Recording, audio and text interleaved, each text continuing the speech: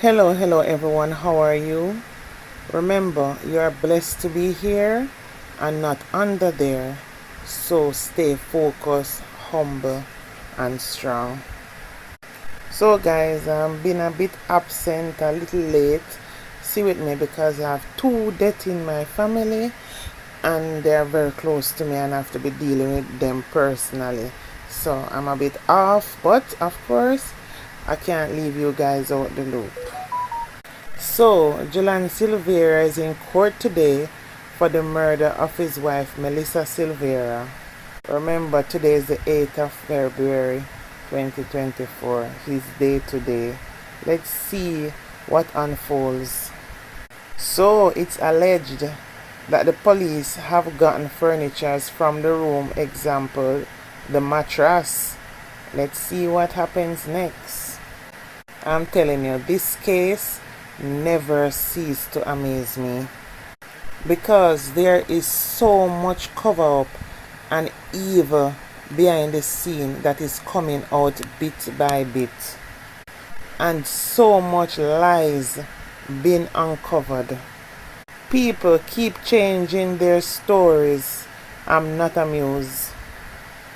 No, we all know the story that was first put out about Melissa's death was that she died peacefully in her sleep, until it was uncovered that she was shot 3 times in the vagina by the autopsy report. At that time, people were speculating that she was so young, only 42 years old, and she was healthy, while there were people who knew the truth but allowed this narrative to run out there. However, after the autopsy, things took a turn where more and more information began to come out about the case. As persons, even though they kept quiet, these persons close to the family allege that it was one of her children who found her slumped over in a chair with blood coming from her lower body. Then it was said in the very early stages, Jolyan Silvera himself, it's alleged that he said in the beginning that he woke up beside Melissa and she was unresponsive. Well, I guess that was to push the narrative that she died peacefully in her sleep. However, his comrade Richard Parchment, one of the persons whose name has been calling associated with the crime scene, he said in an interview that when he reached the crime scene and while consoling Jolyan, he asked him what happened. He said Jolyan Silvera said he found Melissa Silvera slumped over on the floor. Now, the first person that put out the news on social media was opposition leader Mark Golding.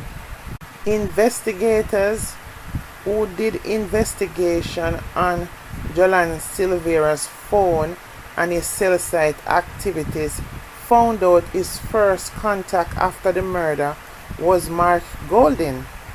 Of course, no one knows exactly what Jolyan Silvera told him, but it would be easy to assume that Mark Golding would have sent out messages to other comrades in the party, which brings us to Police Dubney that was first on the scene when he was questioned, because remember, he is still being scrutinized as questions are still being asked by the public if he really had done a good job when he first arrived on the scene.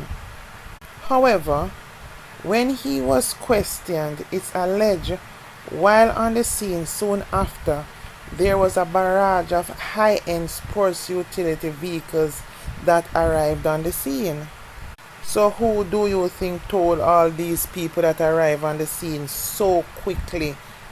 Do you think they heard it on the news first? Hell no. The opposition leader, if he is indeed the first person that Jolyan Silvera called, he would most naturally have sent out a broadcast message to reach everyone at the same time. It's modern time now. They must have some kind of WhatsApp group for information to get to each other quickly. All, or at least most groups, doing something with one common goal. There is a WhatsApp group for messages to broadcast to each other quickly. It's rare to find people taking up phone to call one people when you're all in a group already. Unless you need specific individuals. Which brings us to Fluxy Mango. You know what I hate? Are liars. They are worse than thieves. Because you see thief come and take and gone, and you know exactly what is missing. But a liar lies, then use another lie to fix another lie, and then turn around and tell you that you lying that they lied. And the lies goes on. And that is just absolutely crazy and chaotic, and it never ends. You know what is funny? No one knew about her or her association with anything, until she inserted herself into the whole situation by jumping up and saying, me miss. No one asked her anything. She volunteered. She was the one that implicated herself into the situation. To the way, she was so confident. They got this, and the links in the party tight. There was no doubt in her head that they never had this in the bag. The confidence level was oozing so high, like a hydrant burst. Let me be first to say, in that damage controlled interview, she said that she and Melissa was friends. Reliable source said that they were never friends. Fluxy Mango is friends with Jolyan Silvera, not Melissa Silvera. But of course, by extension, you would have known of each other. People use this term friends too loosely. Fluxy Mango is part of a group in the PNP that is close with Jolyan Silvera. So she's just an associate that is known. However, she is the one that put herself up to be scrutinized, as she was very vocal on social media. Overall, I've known about her for years. She's a social media person. You understand? And she have done many good things on social media she talk about, and controversial stuff as well, and funny stuff as well. But at the end of the day, she is a social media personality. Now, based on what she said, then she said she was on the scene early. So much so that she said Jolyan Silvera was not there when she arrived. He arrived after her. And she also alluded to the fact that there was no blood on the scene, and there was only a little bit of blood from the nose, and they thought she had an aneurysm. So obviously, she must have been near the body or seen the body. That's the impression she gave. Then now when she realized the center can't hold and things are bursting from the seams, she's now saying that her page was hacked and people splice what she said. And that is not what she said. So what I want to understand, did they hack her page and she was not the person that was speaking? Or is it her page, but they splice what she said? She need to pick which one. Because 1 minute she's saying they hacked her page.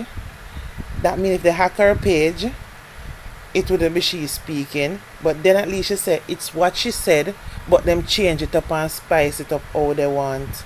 Trust me, she been on social media a long time. I can't see nobody hacking her page so easily.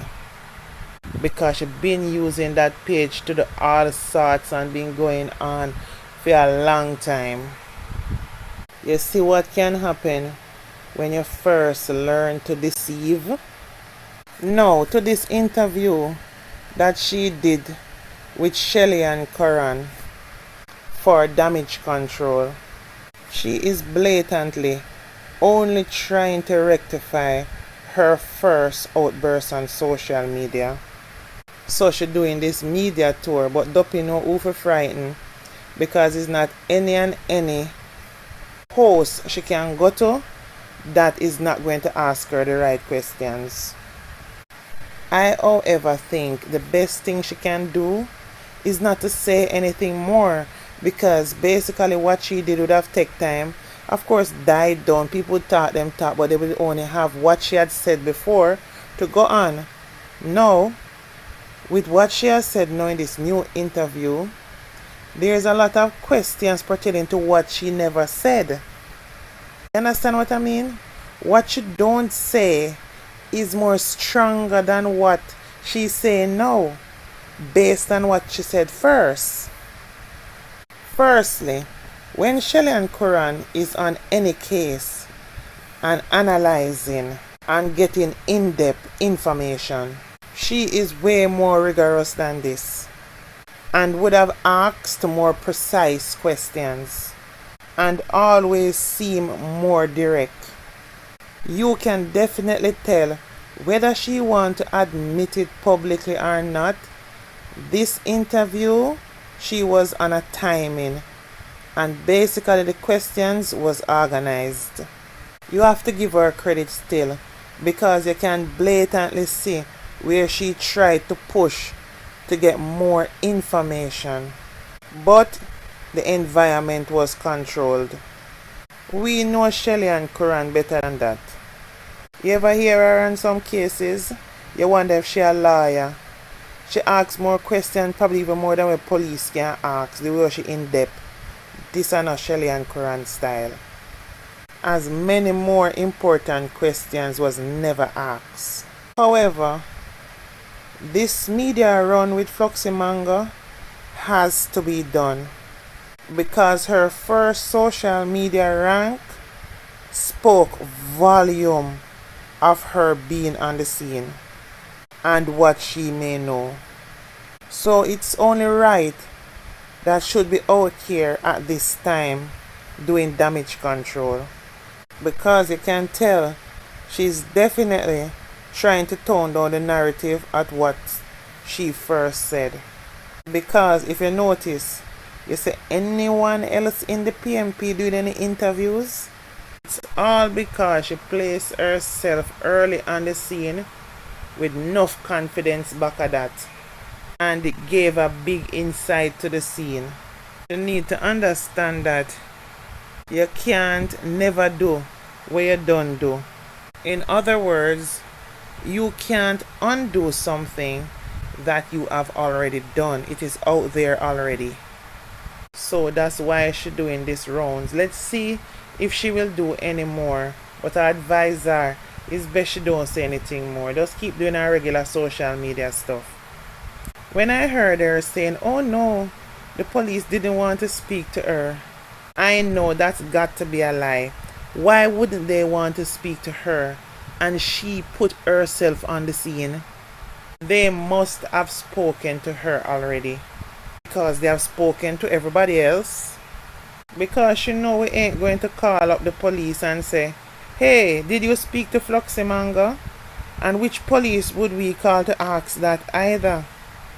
And she knows that too. You see, we Jamaicans, we're full of style and fashion, because we will never know exactly what happened, so she can come out and say anything. It's an investigation, and police don't have time to go follow up social media and answer to everything online. That's not how it works. Look at Parchment, who was on the scene. He never broadcast it on social media, yet he still had to go into the police. He said so, and they questioned him. Even though he said it's only 5 questions they asked him, he still got questioned. So on that interview, this damage control interview, she was lying through every pores in her body, and it is easy to identify. Why was there never talk about the fact that Peter Bunting's wife is spilling the beans and have divulged damning information and is cooperating with the police nicely because she too was on the crime scene? Why was there never talk about the fact that Michaela Phillips buying the new bed to replace the bloody one? Why was there no talks about how she feel about the man totally renovating the room? Why they never spoke about allegations that Melissa was a battered wife, though she said she knew them as a loving couple? So she's so fast a social media personality person, and she never hears say Jolyan Silvera always a knock up Melissa, like she a tell. Were she in the circle with them? It all comes down to the fact is that she never really knew Melissa like that. She knew Jolyan Silvera, of course. So everything that she's saying is to make it look good on Jolyan Silvera's side. Even so, she never knew that Jolyan Silvera is a hothead. He killed the dog of his own comrade in the party and put it at his gate and put a note on it saying next time it won't be the dog. All because the comrade told Portia Simpson Miller, who was head of the party at the time, that Jolyan Silvera is lazy and him won't win back the seat in St. Mary. Jolyan Silvera being living half his family name and had a very successful wife to make him look good. He really was living off his wife Melissa. So can you imagine when she found out he had another woman pregnant and she wanted to leave the marriage? Worse now, she had more assets after her mother's death, as she was her only child. So of course, everything went to Melissa. There is your motive. He wanted what she had, and if she left him, he would have nothing. Even in this incident, there is a lesson. Many times, as women, you see men out there with status and titles and driving big vehicles. Don't be fooled. Investigate. Take time to know them, because many times it's because of their family or their wives who they are married to, why they seem like they are somebody. And many times you go force that you end up with their burden and wonder what this you take upon yourself. Because trust and believe, they have the talk. Because they know a woman, or I should say most women, go by what men tell them to impress them. So men are professional at it. Don't get it twisted. In Melissa's case, her mother was one of them elitists in society, and she would have it no other way than her daughter marrying into another elite family. I guess she was only looking at their status and family name and the fact that they are also landowners and they were involved in politics as well. They had all the right links. It's understandable. Is her one daughter. You always want the best for your children, or what you think is best. High color, pretty children. You don't know racism still run rampant in the society. That's a fact that can't be denied. But I'm quite sure if Melissa could have really picked her own man with his own accolades, she would be alive today. Because Silvera was a desperate man, trying to keep up with the family name. Not very educated, not very smart, failed politician, failed land developer. The best he had going for him was Melissa. Even where they now live, it's alleged to be Melissa's mother's house. So if she left him, he would be proper worthless. Another thing I should address that Fluxy Mango said, which is a bit of a distraction, that people saying that the party conspired to take out Melissa. Please, no well-thinking person believes that. We, however, believe after the fact of the murder, they conspired to cover up. That's the thinking, because this happened at such an inconvenient time, election time. Jolyan, a part of the Rise group in the party, close to the president Mark Golding. I think on the onset of the news, people panicked and went into cover-up mode, not knowing how it would affect them going into the election. Another thing, I don't think she first heard it on the Facebook about the murder of Melissa.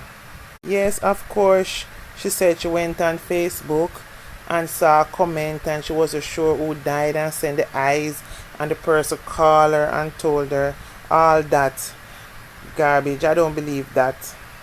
Another thing, when she was asked where was the children, she said they had gone over to Jolyan Silvera's sister's house. Based on the timing, she now saying she got there, Richard Parchment would have been there consoling the children. As he said, they call him Uncle Richie, and he was the one there consoling the children at the house. And based on the timing what she's using along with his timing, it's in close proximity to that timing, so I don't believe her. The biggest lie of them all that I found quite weird, she said she never asked what happened. You know, like you go saying somebody died and say, what happened to her? How she died? She said she never knew anything and she never asked anything about that. She was just sad and in consoling mode. Like that. We Jamaicans fast no brown bread. Only when I hear somebody dead, the first thing we ask what happened. So the only thing she knew eventually, as she wanted to say, she found out like everybody else that Melissa Silvera died peacefully in her sleep. Same like when Richard Parchment asked, he said Jolyan said he found her slumped over on the floor. So on that morning, when I reached up by Jolyan's house at about 9:30 in the morning, the police had come and done his thing and had left. The undertakers were taking out Melissa's body when I came. And I spent some time there consoling the kids because the three young boys, they called me Uncle Richie. And I spent some time talking to Joe, consoling him, trying to find out, just get an idea of what had happened. And he told me that he came in and found Melissa slumped on the floor. You know, it wasn't that time to deep in the questioning because that was just a grieving period. The police contacted me several weeks ago and said they would love to give a statement. The day when they contacted me, I was leaving to go to the United States for a previously planned event. And I had to break the news to Joe and to Jolyan and let him know that I wouldn't be here for Melissa's funeral. When I came back, the first thing I did, I contacted the police and said, I'm back, so I am free now to come in for the interview whenever you want. A week after I told him that I was back in Jamaica, he called me a week after. I think last week Tuesday I went out here for an interview. But you know that before I went down there to give the interview, people were calling me and telling me that I'm going to the police station to give the interview today. How could that information have come out? People were calling me and saying that I am going into the police for interrogation. And I was hearing on Cliffview's program that former MP, I was the only former MP who went to the dead yard on the day that Melissa died. I was hearing on Cliffview's program that former MP is being summoned to return to Jamaica for interrogation. No, when I went down there, my statement took about a total of 20 minutes to deliver because they asked me 5 questions. 1, who called me and alerted me to that Melissa was dead? 2, what time did I reach up there? The simple fact of the matter is that she don't want to say the wrong thing. So she just keeps saying open-ended stuff that don't really pitch any point to anything more than blatantly trying to directly divert things from Jolyan Silvera and the party and basically trying to some way retract what she had said before that she never did say. And that is funny too, because you're really trying to retract something that you never did say, and it is easy to see in this damage controlled interview. It's the best person that interviewed her to get her narrative out there, because anyhow it was somebody like Andre Stevens or Cliffviews, to name a few, because I can't remember a lot of them names, not to mention Sir P. Oh Jesus, they ain't going to him to interview them at all. We would have definitely gotten more from the interview. And I know Melissa's spirit must vex. The whole interview was controlled. It was never impressive. There is just some basic stuff that is just elementary, that won't affect the investigation, but would put more clarity to certain things that was never said.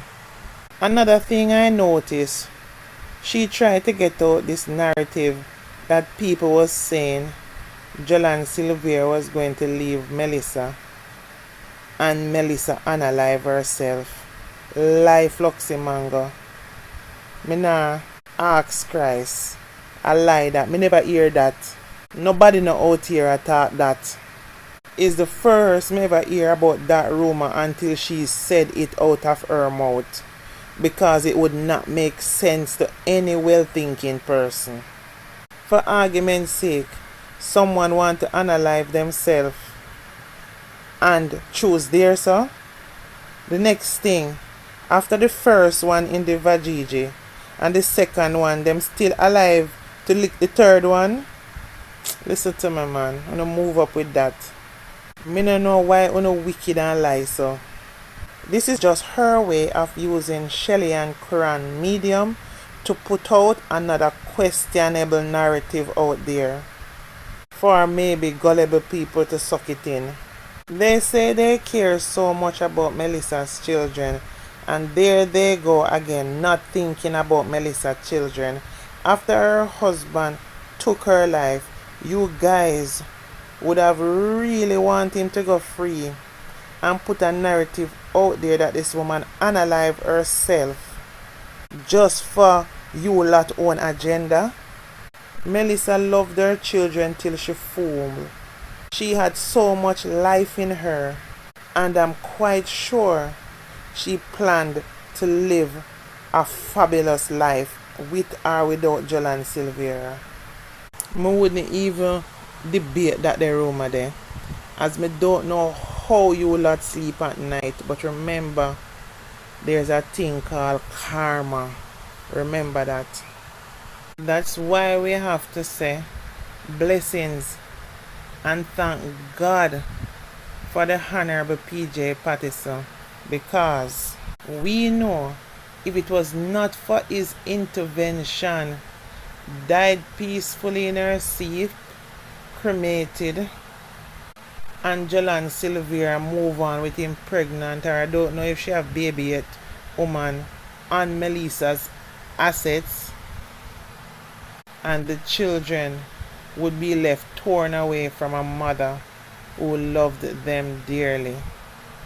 Let's continue to keep our eyes on this case as we seek justice for Melissa Silvera. So, Jolyan Silvera will be in court today.